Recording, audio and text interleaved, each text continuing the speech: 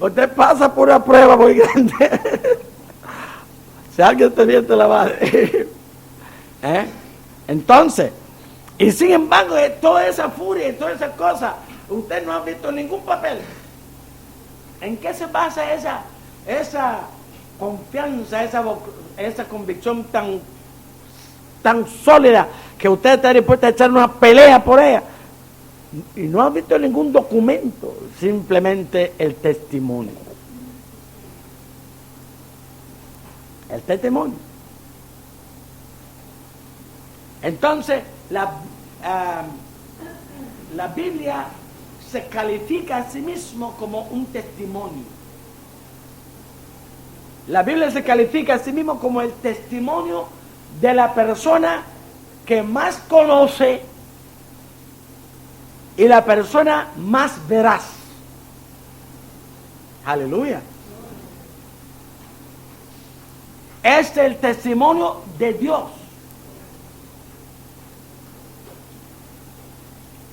Si usted pregunta a Henry Ford sobre cualquier Ford, es la persona que más sabe de los automóviles de esa denominación. Usted pregunta a un pintor sobre un cuadro pintado por él, esa es la autoridad suprema sobre ese cuadro. Cualquier color de cualquier lugar, él te puede decir por qué usó ese color, de qué está hecho la mezcla. Usted puede preguntar a cualquier arquitecto sobre cualquier edificio construido por él y no hay ninguna persona que va a conocer más exhaustivamente los detalles de ese edificio. Ninguna persona puede superar en conocimiento de una obra la persona que es autor de esa obra. Y si Dios es el creador de los cielos y de la tierra, no hay nadie ni ningún grupo de nadie que va a tener más exhaustivo conocimiento que Él. Y por tanto, esa Biblia es el testimonio de aquel que hizo los cielos y la tierra, de aquel que hizo al hombre. Y no hay ninguna autoridad en la tierra, científica o de cualquier índole, que puede plantear una verdad más veraz, más confiable y más segura que los planteamientos que la revelación divina pone a nuestro alcance en ese volumen sagrado.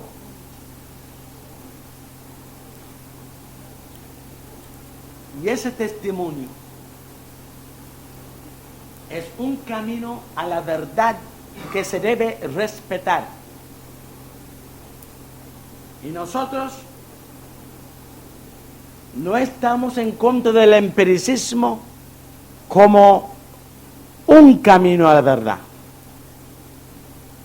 Negamos que es el único camino a la verdad.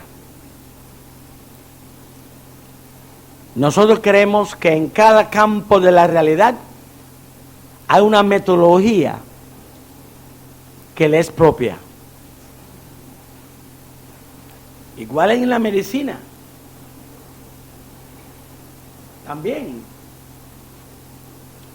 Si yo fracturo la pierna,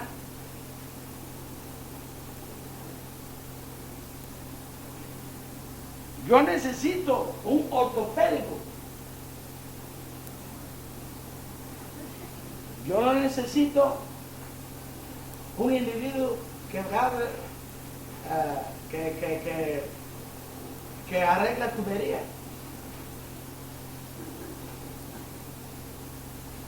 ¿Cómo se llaman ellos? Plomero. ¿Cuándo a ustedes les gustaría que cuando usted cae, parte una pierna, que llegue a su casa un plomero?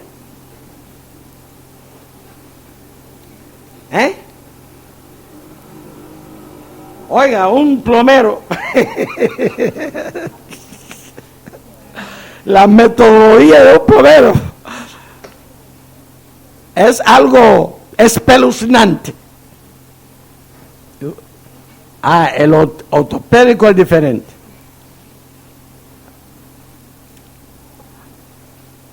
Hay quien está tratando de resolver en la ciencia verdades, un campo que merece una metodología de plomero, de ortopédico, y están utilizando metodología de plomero. Y no se empatan con la verdad, porque la metodología no se está adecuado al campo de investigación. Ahora, una persona demente puede decir a una persona que tiene un problema psicológico: siéntate ahí que te voy a operar, te voy a abrir el cráneo para ver los trastornos que tú tienes adentro.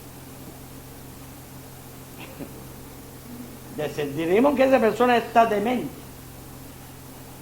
hay una demencia, porque cualquier persona que no está demente sabe que tú no puedes abrir el cráneo de la persona para ver los trastornos psicológicos,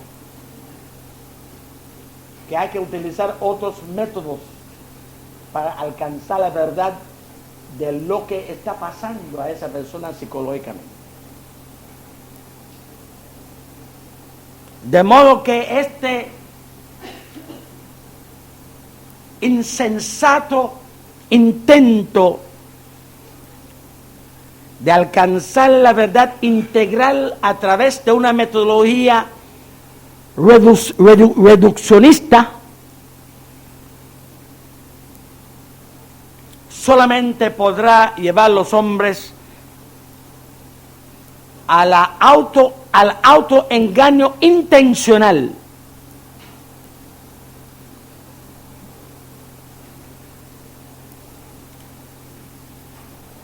Nosotros nos damos gracias a Dios que nosotros estamos liberados de los engaños en todas sus formas.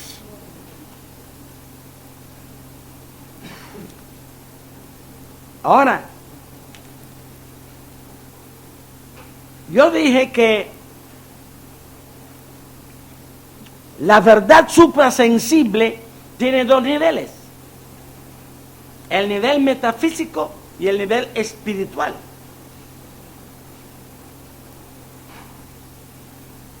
Pues ambos niveles son blancos de embestida dentro de ese conflicto que hemos descrito, porque la intención de reducir a la verdad sensible quiere decir que hay una guerra sin cuartel para desacreditar y sacar de la palestra del debate internacional y del debate intelectual cualquier concepto de carácter suprasensible. Lo cual quiere decir que hay un ataque sin cuartel a la metafísica. Y todos ustedes que están presentes, que han ido a la universidad, son mis testigos. Usted no pudo haber ido a la universidad. Y no estoy hablando solamente de la universidad en Cuba, en cualquier parte del mundo donde prevalece el liberalismo. Desde el primer momento que usted empieza a estudiar cualquier estudio superior, ahí está la metafísica, que es muy difícil que usted coja un libro de filosofía Hay personas que entran en la universidad y salen de la universidad sin saber qué es lo que es metafísica. Pues posiblemente yo hablo con algunos de ustedes. ¿Qué cosa es metafísica? Usted fue a la universidad. Usted salió de la universidad. Usted todavía no sabe qué cosa es metafísica.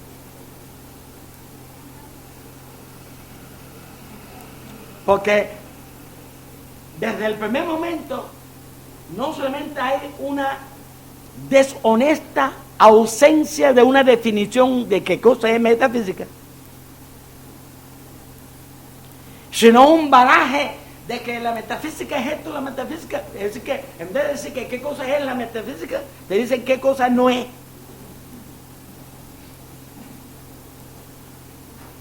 Y usted sale a la universidad sin saber qué cosa es la metafísica.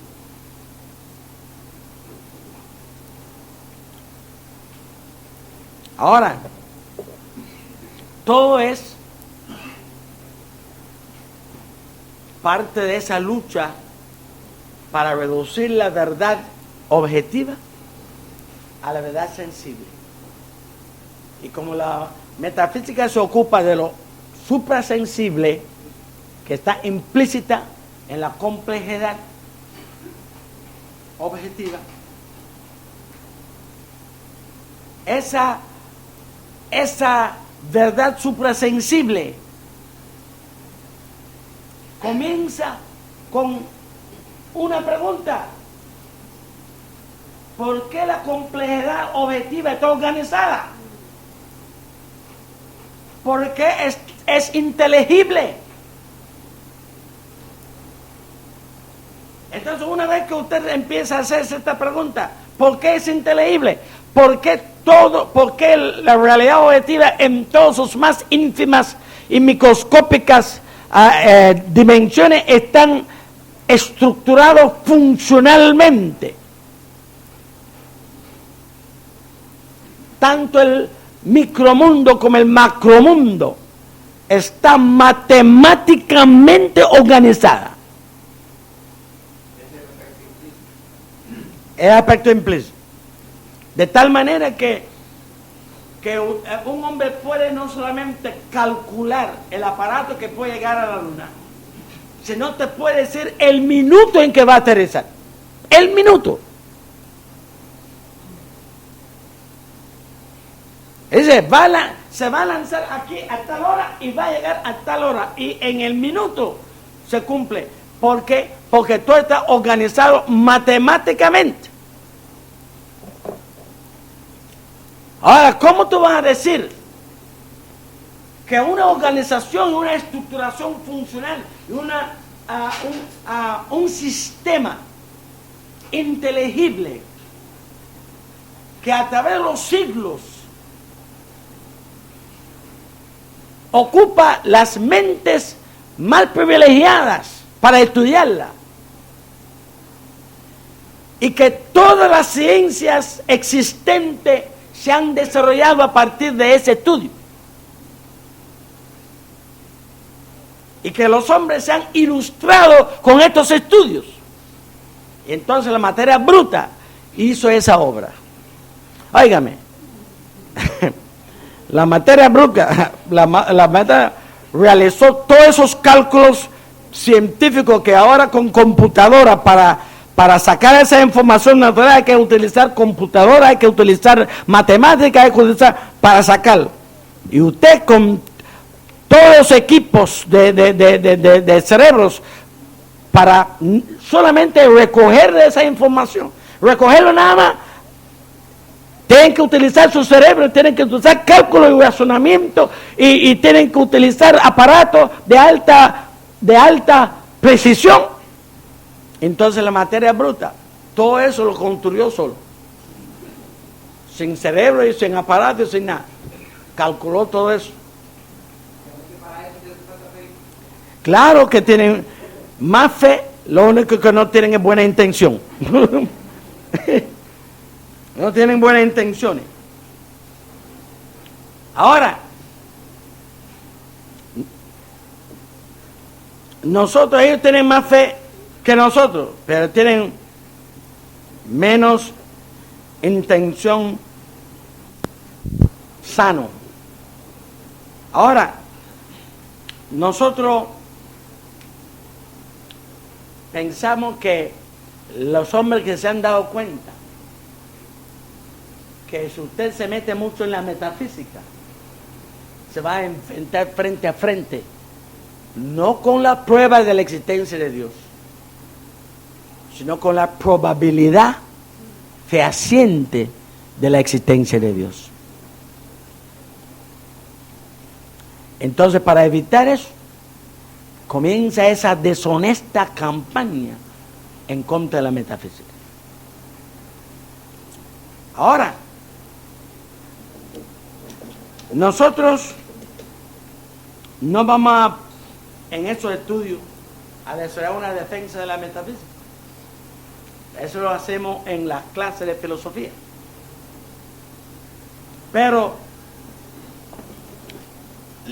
el segundo aspecto es lo que nos va a ocupar, el aspecto de lo espiritual.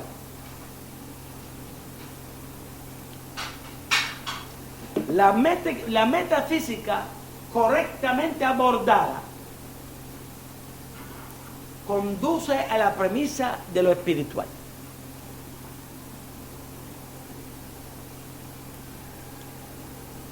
Y conduce a la premisa de lo espiritual por 3 vías.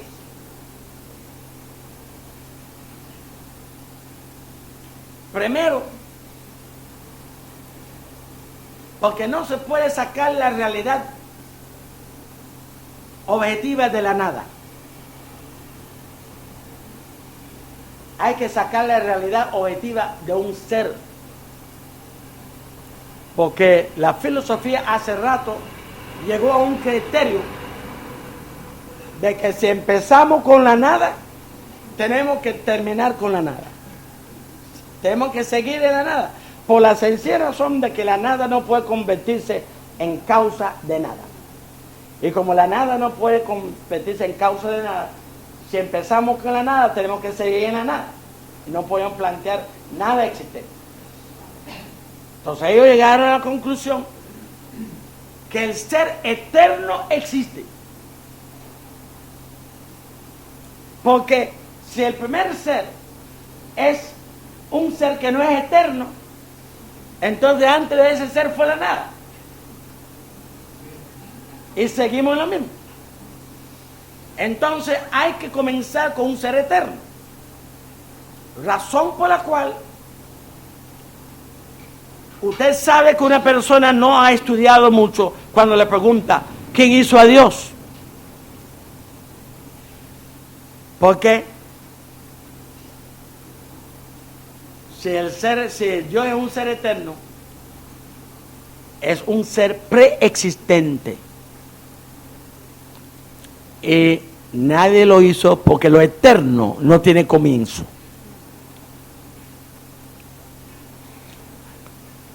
Los filósofos de cualquier escuela en este momento no disputan la existencia del ser eterno. Todo el mundo de cualquier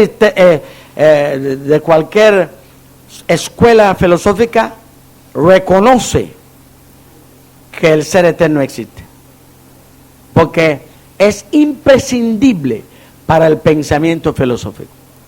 Hay que empezar con la presunción de un ser eterno. Y,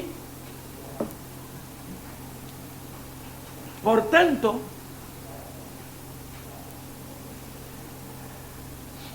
todo el mundo reconoce la existencia del ser eterno. Creo que fue, no me acuerdo que si fue Voltaire o Descartes que dijo, si Dios no existe, hay que inventarlo.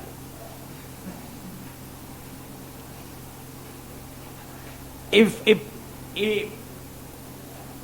él decía eso porque en ese momento se estaba debatiendo en la filosofía lo que se llama el ser necesario.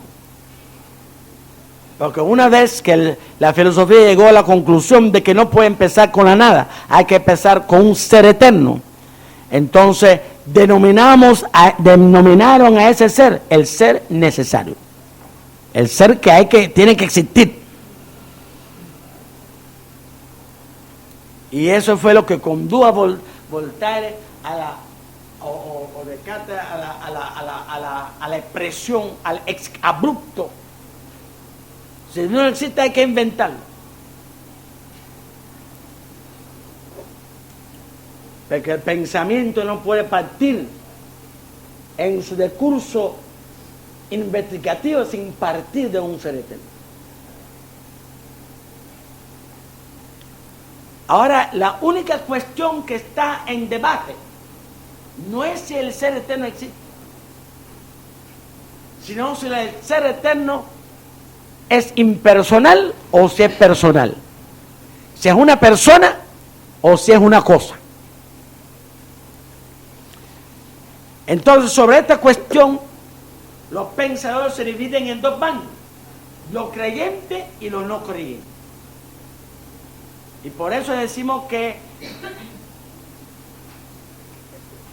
la división fundamental en filosofía es la división entre los creyentes y los no creyentes.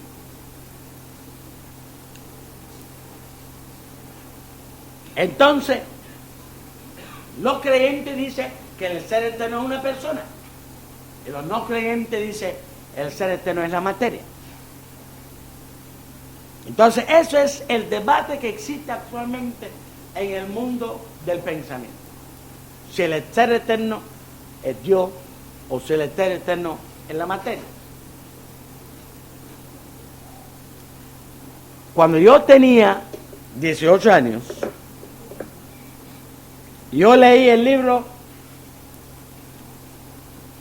que explicó la teoría del Big Bang. Y él fue escrito por el inventor de esa teoría, con su compañero que le ayudó. Uno se llama Jorge Gamow y el otro que se llama Whitehead. Y él trató de explicar en términos para que el ego pueda entender esa teoría del Big Bang. Ustedes saben que yo no soy ningún mozo. Y eso lo leí cuando tenía... Ahora hay una tremenda bulla con el Big Bang, como si fuera algo que salió ayer. ¿A qué se debe ese tardío reconocimiento de la teoría del Big Bang? Sencillamente que había una resistencia de todas esas personas de que hemos venido hablando, de aceptar la teoría del Big Bang. Porque aquel que desarrolló esa teoría lo llamó la creación del universo. Sin embargo, no mencionó a Dios en su obra. No mencionó a Dios. Pero implícita en esa forma en que él tituló el libro, está la idea de que el universo tuvo un comienzo, aunque él no dijo que era Dios, porque descalificaría su libro como una obra científica, ya que están empecinados en reducir la verdad objetiva a lo material.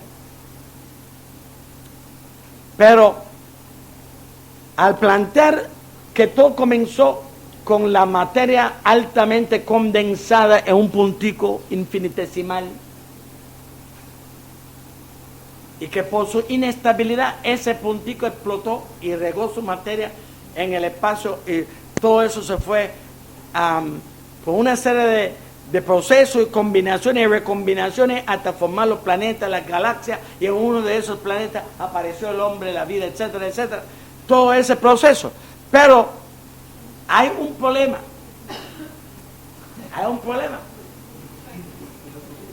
Si ese puntico explotó es porque era inestable. Y si era inestable no era eterno. Entonces, ¿de dónde salió el puntico? Esa es la razón por la cual había esa resistencia Aceptar, porque aceptar la teoría del Big Bang implica aceptar que el ser eterno no es la materia.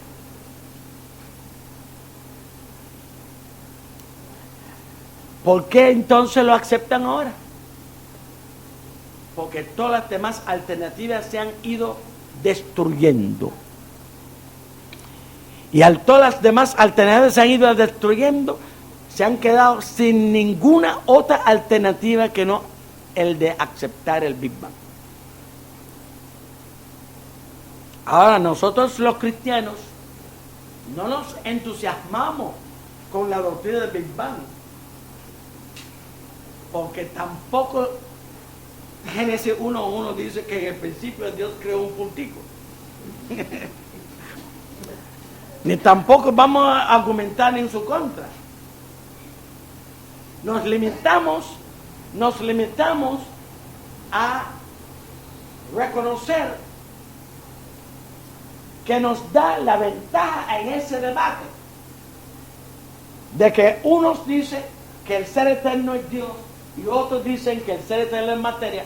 Y si ahora la teoría de la materia existente dice que todo comenzó con un puntico y ese puntico no era eterno, entonces el ser eterno no es la materia. Y entonces nosotros quedamos en el ring.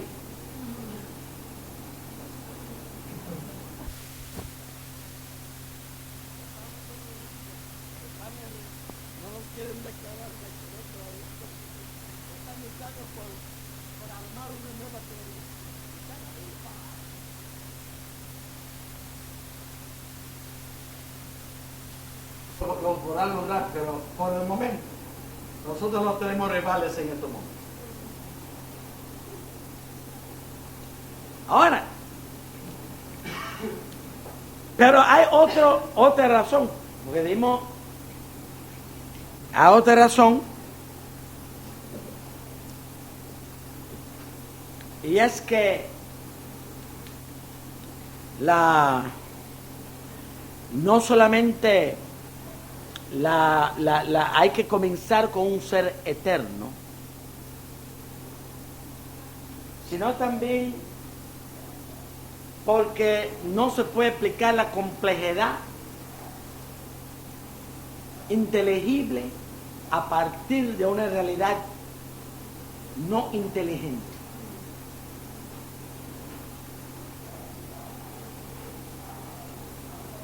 Se reconoce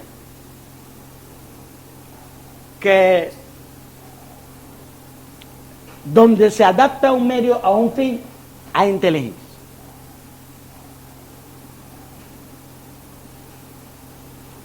Y en la naturaleza, constantemente, se observa la adaptación de medios afines. Constantemente.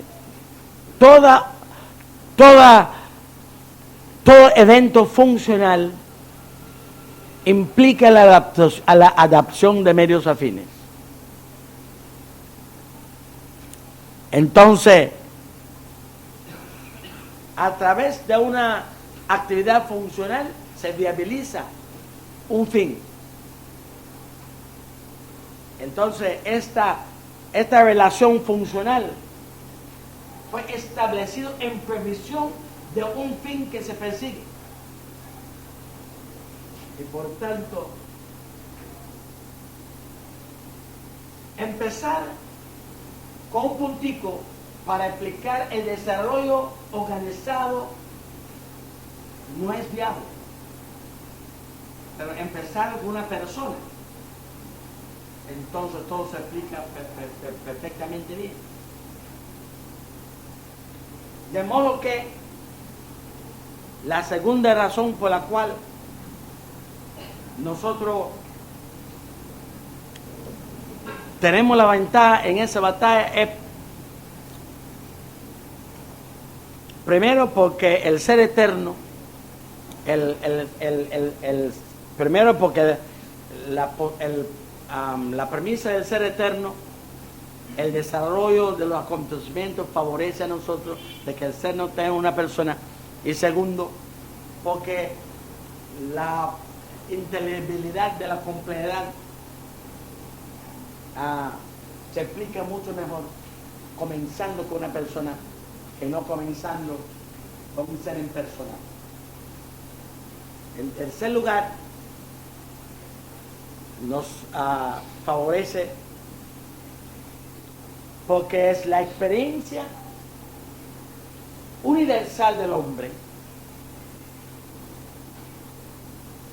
que el derrumbe es más natural que la construcción. Nosotros sabemos que usted pone un edificio ahí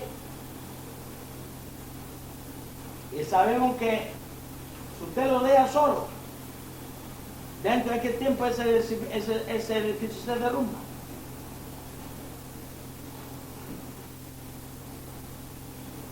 Sin embargo, nosotros sabemos que ese edificio necesitó recursos para levantarse. Así que es experiencia universal del hombre que el derrumbe es natural y que la construcción no es natural. Porque las cosas solo se derrumban, pero necesitan apoyarse en recursos para construirse, incluyendo la persona. Entonces, la idea, si al principio el caos, vamos a suponer que el caos y el orden son dos opciones, dos alternativas igualmente posibles, que no lo es por lo que acabamos de decir. Porque si la experiencia nos muestra que el derrumbe es más fácil que la construcción, entonces el caos y el orden no son dos opciones igualmente posibles. Uno es más posible, el derrumbe resulta más natural y por tanto más fácil y por tanto más posible. Pero vamos a suponer que son dos alternativas igualmente posibles.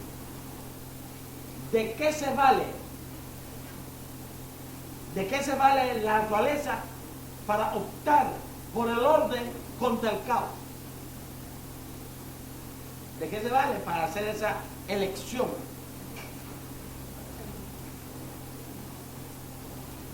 Pero eso es cediendo la premisa de que las dos opciones son igualmente posibles. Ahora, a partir de la premisa indiscutible, que nadie en su sano juicio lo puede discutir, de que el caos es natural y la construcción es antinatural, y que solo sucede empleando recursos. Porque nosotros para levantar una pared, que es una de las estructuras más sencillas de una pared, digamos un muro, no hay nadie en su sano juicio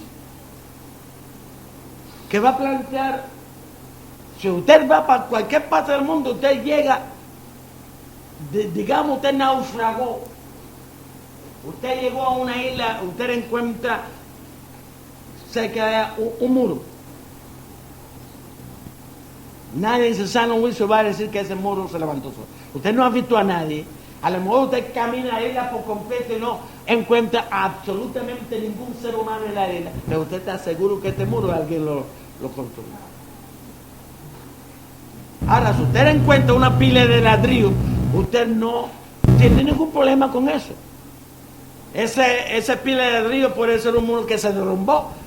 Ese no necesita explicación de nadie. Pero si usted encontró una piedra convertida en un muro, usted está seguro que aunque usted registró la isla y no encontró a nadie, usted está seguro que este muro lo construyó alguien. ¿Por qué motivo? Porque el muro derrumbado no utiliza recursos. Y por eso es algo fortuito. Lo fortuito es un suceso que puede ocurrir sin utilización de recursos. Un evento que puede suceder sin emplear recursos es un evento fortuito. Pero un evento que tiene que ampararse en recursos para suceder no es fortuito, ni puede ser. Entonces, este muro tiene una serie de implicaciones para cualquier intelecto normal. Primero, necesita información. ¿Cuál es la dimensión que tienen que tener estos ladrillos para poderse acoplar?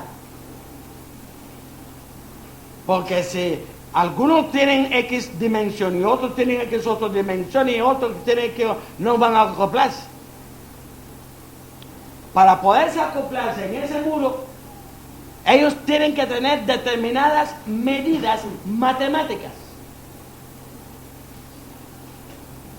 ¿De dónde va a sacar el muro estas medidas para medir y saber cuáles son las medidas que los distintos componentes tienen que tener para encajarse, para acoplarse? Es decir que este muro implica información. Entonces, aunque nosotros no nos sentamos a razonar todos los detalles de nuestra lógica, captamos intuitivamente. La intuición es la captación de un grupo de razones en conjunto sin pasar por el proceso del razonamiento. Usted lo captó en su integralidad. Eso es lo que es intuición. Usted ve un muro, usted no se pone a razonar, pues mire, estos muros, estos bloques están ahí, estos bloques tienen tal y tal medida, estos otros tienen tal y tal medida, fue exactamente lo necesario para que se acoplan, y por tanto tienen que ser una persona. No. Usted simplemente vio el conjunto acoplado ahí, usted intuitivamente sabe que eso se basa en una información que los bloques no tienen. Y así que alguien tiene que haberle imprimido a esos bloques esa información. ¿Usted captó eso intuitivamente?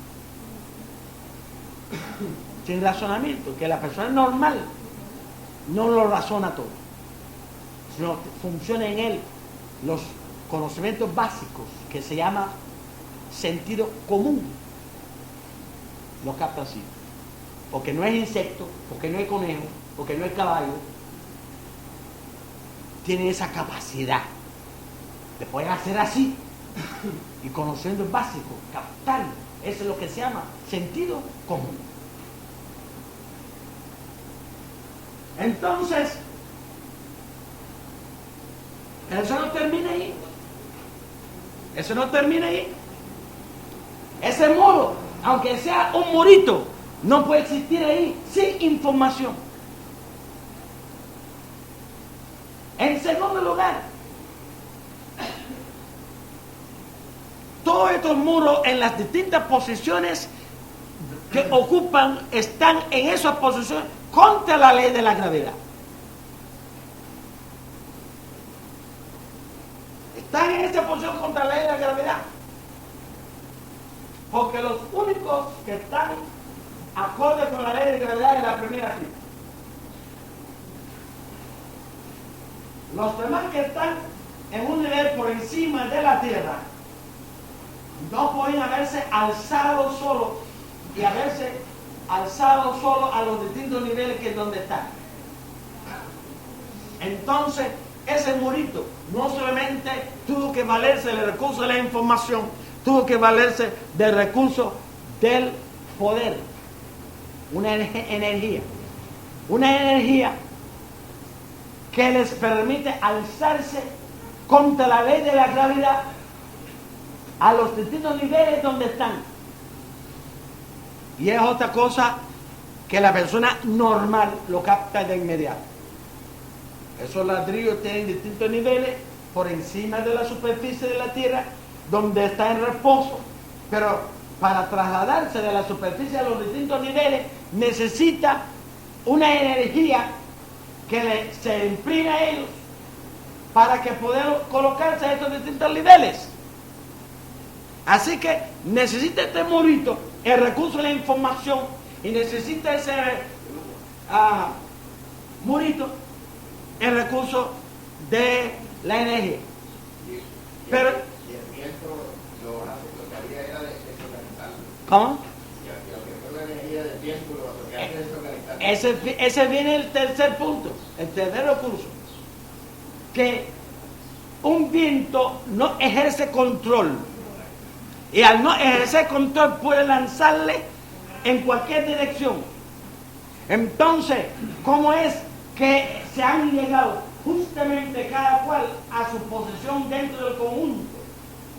Y que no pasaron, no subieron, no bajaron, no se estrellaron uno con otro, sino fueron colocados cada cual en su... Ese necesita control. Aleluya. Entonces, ese murito, por sencillo que usted lo ve, no se puede explicar un murito. Un murito no se puede explicar sin apelar al recurso de información, sin apelar al recurso de energía, sin apelar al recurso de control para explicar un murito. Ahora yo quiero que usted me explique cómo es posible explicar la construcción matemático y funcional y viabilizador del universo sin esas cosas.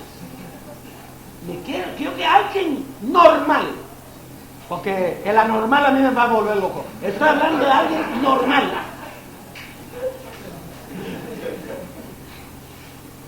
En contra de la ley de la termodinámica. Efectivamente. Porque este es precisamente el sentido de la segunda ley de la termodinámica, que todo se derrumbe solo. Es que el sentido de la segunda ley de la termodinámica es que todo se derrumbe solo, pero que las cosas necesitan un recurso para construirse. Ese es en el fondo el sentido de la segunda ley de la termodinámica. Las cosas para construirse tienen que ampararse en información, tienen que ampararse en energía, tienen que ampararse en control. Ahora, quiere decir que todas esas características de la complejidad objetiva plantea la dimensión espiritual. Que más allá de la materia está el espíritu, que es la fuente de esa información, que es la fuente de esa energía, que es la fuente de ese control, que es la base de la organización estructural y funcional y viabilizador de la realidad objetiva. Ya ustedes ven por qué hay que luchar contra la metafísica, porque todo lo que estamos hablando es metafísica. Si no se puede hablar de eso, no se puede llegar a esa conclusión. Así que no vamos a comprobar que estos razonamientos son malos, simplemente vamos a planchar esos razonamientos.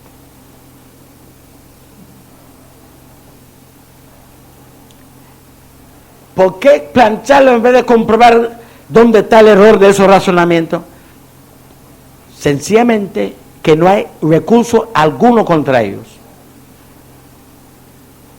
Es invencible, es irrefutable, y por tanto que hay que optar por simplemente no darle participación en el debate.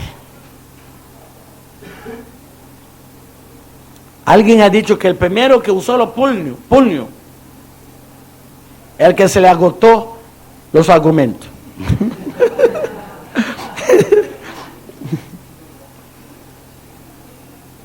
Ellos están combatiéndonos a puño limpio, pero no a argumentos limpios. Entonces, encontramos que la premisa de la visión, que es una captación del entendimiento, se basa en la posición que nosotros tenemos que asumir, una posición integral, en la cual para nosotros la realidad no se limita a lo material, sino la realidad abarca lo material y lo espiritual. Y que lo espiritual se origina en lo espiritual, la información. Y cuando Dios hizo los cielos y la tierra como creador, Él basó su obra en la información que su sabiduría divina tenía de cómo tienen que ser las cosas para acoplarse y para realizar las funciones a las cuales Él las ha destinado. Y entonces Él imprimió información a la creación, y esa información los científicos lo sacan cuando lo estudian la creación. Y de esa información que sacan de ese estudio se fundan todas las ciencias humanas. De modo que se puede considerar la creación divina un texto objetivo. Un texto es una entidad que contiene información que lo hace inteligible y que al estudiarlo comunica información. La naturaleza es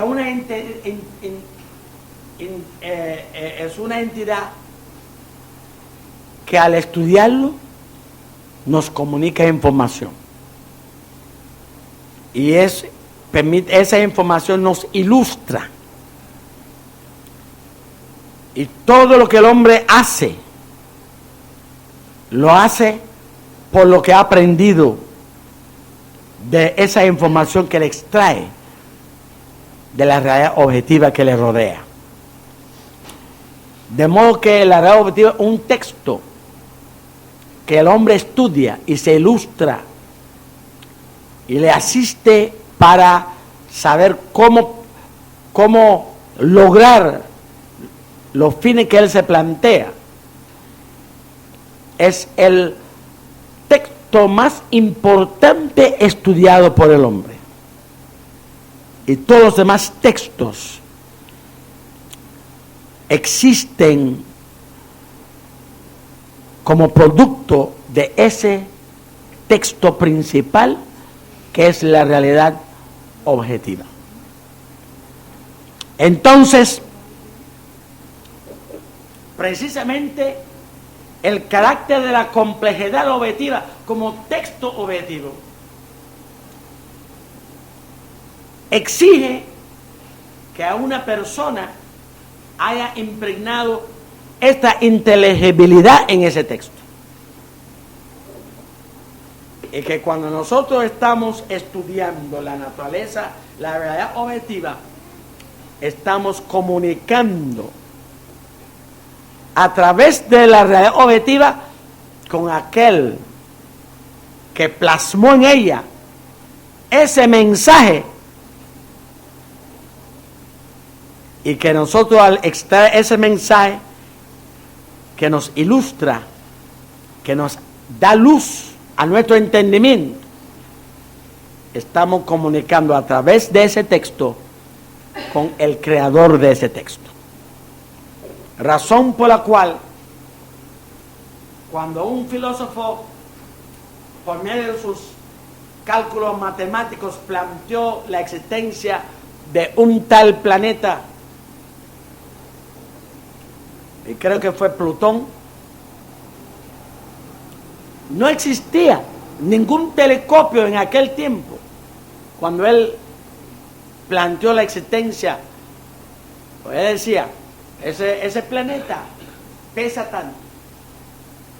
Por su peso y la correlación de los demás planetas que están en su vecindad y la fuerza que tiene la gravitación en esas interacciones, tiene que describir un movimiento tal.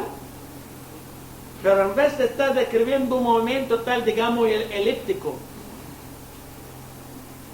que no me acuerdo ahora la geometría exacta del movimiento que tenía que describir, pero no estaba desviada de ese movimiento. Digamos que el movimiento tenía que ser circular y era elíptico. Él calculó el grado de desviación en términos matemáticos. Después dice, bueno, tiene que haber otro cuerpo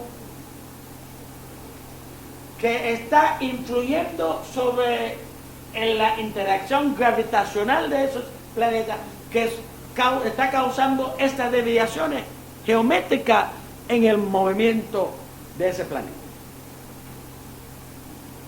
Sigue sus cálculos y dice, ese cuerpo tiene que estar en tal lugar en el espacio y tiene que tener tal peso, tal volumen, para poder ejercer esta medida de influencia que está ejerciendo. Y puso nombre a ese planeta. Y años más tarde, cuando ya ese hombre era viejo, se hizo el primer telescopio astronómico. Y lo primero que dijeron que iban, el primer uso era comprobar si ese planeta está ahí. Y lo invitaron a la inauguración del telescopio. Y cuando hicieron así con aquel telescopio, en el punto del espacio que él decía, todo el mundo quedaba escalofriado cuando vieron aparecer por primera vez en la pantalla del telescopio el planeta Plutón. Y aquel hombre dijo, estoy pensando los pensamientos de Dios detrás de él.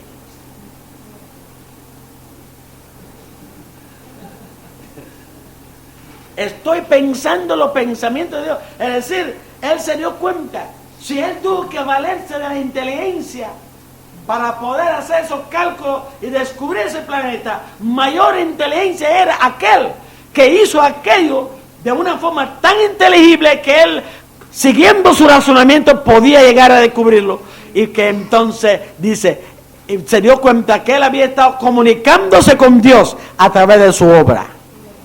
Él dice, estoy pensando los pensamientos de Dios detrás de él. Entonces, hermanos, esto es el pensamiento normal de una mente normal. Cuando nosotros estudiamos la creación y vemos sus características y no tenemos razones abigarradas, arbitrarias e insanas para seguir esas lógicas a sus últimas consecuencias, no nos queda más remedio, después de estudiar el mundo que nos rodea, que prorrumpir en esta emocionada exclamación cuando vea tus cielos, obra de tus dedos, la luna estrella que tú formaste, digo que es el hombre para que tengas de él memoria. O ese otro que dice, los cielos cuentan la gloria de Dios y el firmamento denuncia o proclama o declara la obra de sus manos.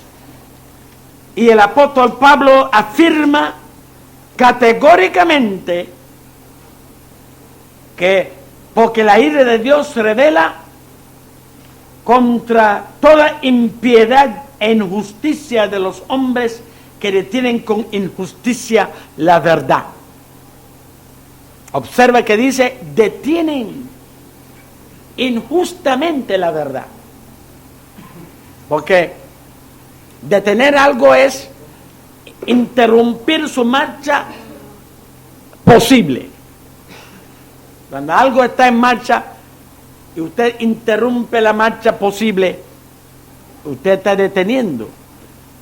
Ahora, dice, el hombre en su aproximación a la creación, si él permite que su observación y su investigación y su razonamiento sigue su curso normal, ese le va a llegar a Dios. Pero dice, esa marcha de su razonamiento lo detiene injustamente, arbitrariamente, para evitar llegar al resultado que normalmente llegaría a alcanzar. Por tanto, dicen que él detiene con injusticia la verdad. Y sigue diciendo, porque lo que de Dios se conoce les es manifiesto, pues Dios se lo manifestó, porque las cosas invisibles de él, su eterno poder y deidad, se hacen claramente visibles,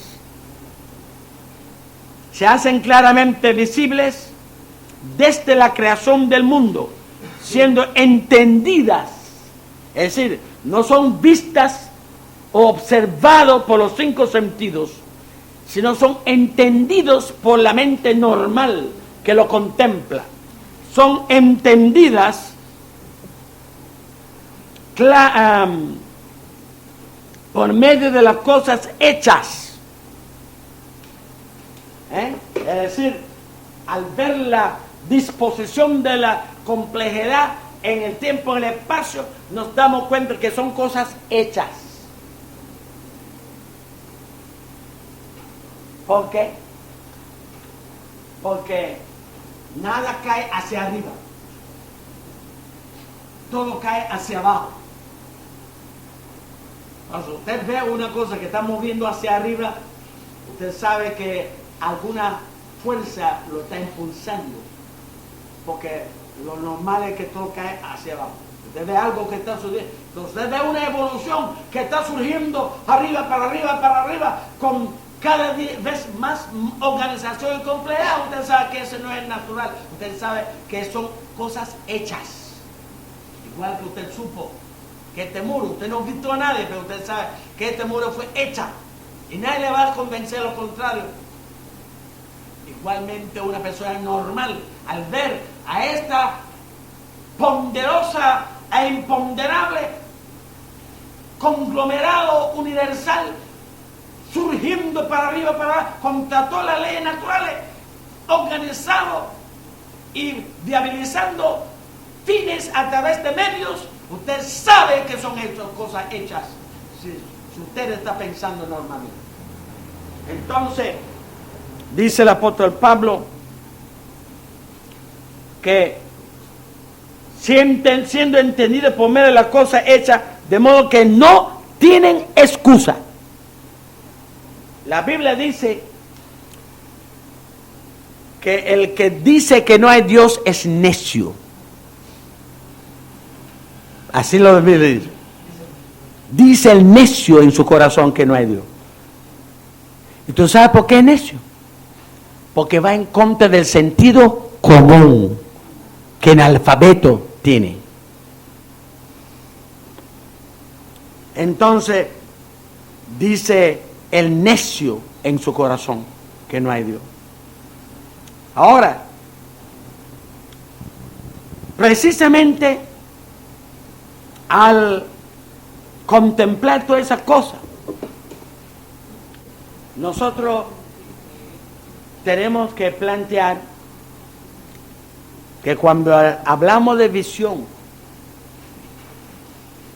estamos implicando primeramente que hay verdades suprasensibles que no alcanza los 5 sentidos, que la vista orgánica no lo alcanza, y que necesitamos apoyarnos en el entendimiento para alcanzarla. Hay verdades que no existen para los sentidos, sino existen para el entendimiento. Entonces, a pesar de que el perro puede estar detectando verdades que nosotros no detectamos, porque está más capacitado que nosotros sensorialmente. Pero nosotros tenemos la ventaja sobre el perro, y es que no nos apoyamos solamente en los 5 sentidos, sino en el entendimiento. Y hacemos más con menos, aunque no alcanzamos todas las verdades que puede conocer el perro desde el punto de vista de los 5 sentidos. Llegamos más lejos con lo que captamos a través de los otros sentidos, utilizando la razón, utilizando la matemática, utilizando los recursos del entendimiento. Llegamos más lejos, porque ahí es donde está la fortaleza nuestra, no en los sentidos, sino en el entendimiento. De ahí usted ve